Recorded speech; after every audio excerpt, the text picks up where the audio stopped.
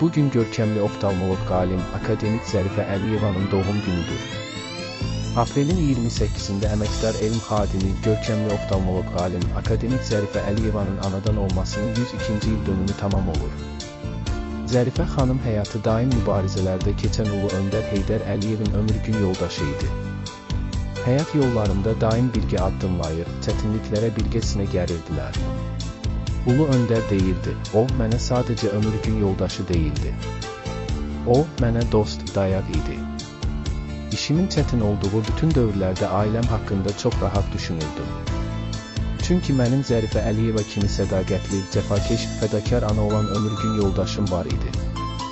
Zərifə xanım insanların gözlərinə nur bəxş etmiş həkim, oftalmoloq, vətənpərvər alim, xeyirxah insan və əlbəttə ki, Azərbaycan qadınının mücəssəməsi olaraq sədaqətli ömürgün yoldaşı, cəfakeş ana kimi bugün xatirələrdə yaşayır.